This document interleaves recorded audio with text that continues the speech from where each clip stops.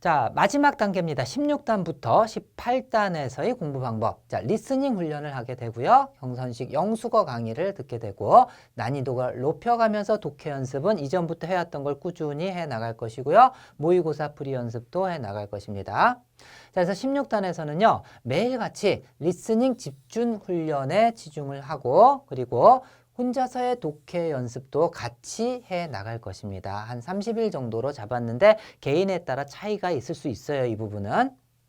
그래서 리스닝은 실력에 따라서 공부 기간과 난이도를 맞춰서 훈련해 나갈 거예요. 그래서 만약에 3문제 이상 틀리는 학생들은 어떤 식으로 공부를 하게 되냐 하면은 먼저 문제를 풀고요. 그리고 맞은 문제 포함해서 모든 문제의 전체 지문을 큰 소리를 내면서 읽어가면서 대화 내용을 또 독해를 통해서 이해를 먼저 하게 됩니다. 문제 푼 다음에 이해를 하고, 자, 이해를 했으면은, 자, 그 중에서 틀리거나 들리지 않았던 부분을 완벽하게 들릴 때까지 대사를 보고, 다시 한번 들어봤는데 또 안 들리면은 다시 독해를 통해 가지고 그 부분 확인하고 또 다시 한번 들어보고 해서 완벽하게 들릴 때까지 반복해서 해서 한 문제에 있는 것을 완벽하게 이해하고 다 듣고서 넘어가야지 돼요. 아시겠죠? 예.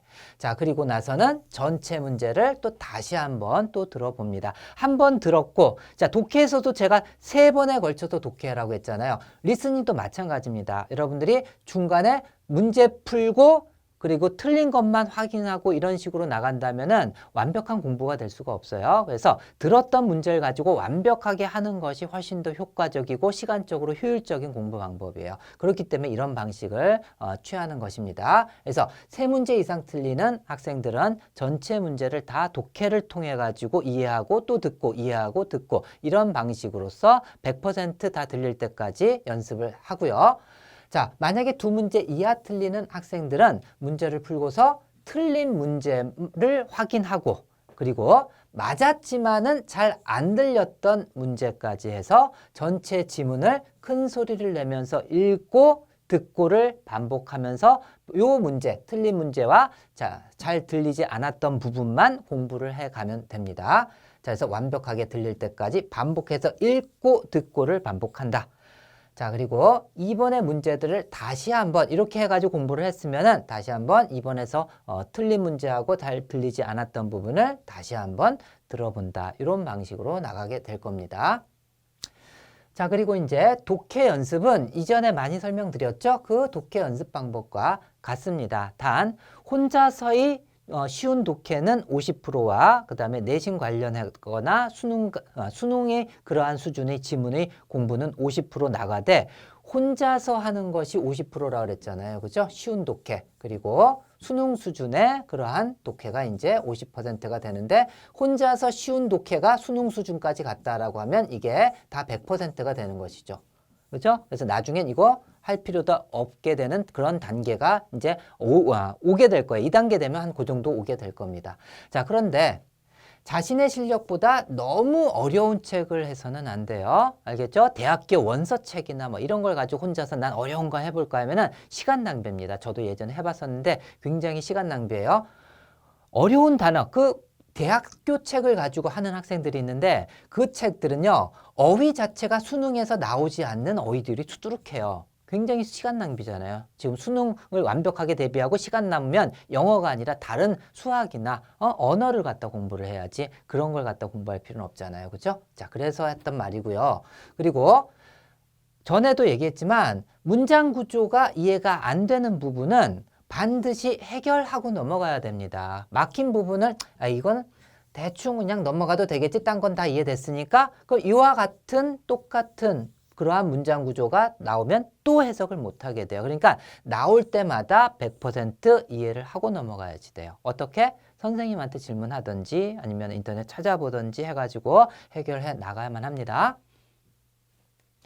자, 그리고 17단에서는 경선식 영수거 강의가 남았습니다. 총 28강인데요. 자, 이것은 여러분들이 어려워하는 부분이에요. 사실 전치사와 또는 부사로 쓰이는 뭐 of나 of, 그다음에 out 뭐 이런 것들 있잖아요. 뭐 into 뭐 이런 것들 어려워하는 부분인데 이것은 뜻이 굉장히 많기 때문에 그런 거예요. 그래서 이것에 대해서 강해지는 강의거든요. 그래서 경선식 영단어와 마찬가지로 쉽게 수거를 갖다가 이해할 수 있고 그 다음에 그 전치사에 대한 뜻을 완벽하게 이해하면은 확장하는 데 굉장히 도움이 되는 그런 강의입니다. 그래서 28강이라서 하루에 한 강씩 쭉 해석해 나가고 강의를 들어 나가고 그리고 혼자서의 독해 연습을 섞어가면서 매일같이 강의 듣고 혼자서 독해 연습하고 이걸 매일같이 해 나간다는 얘기예요.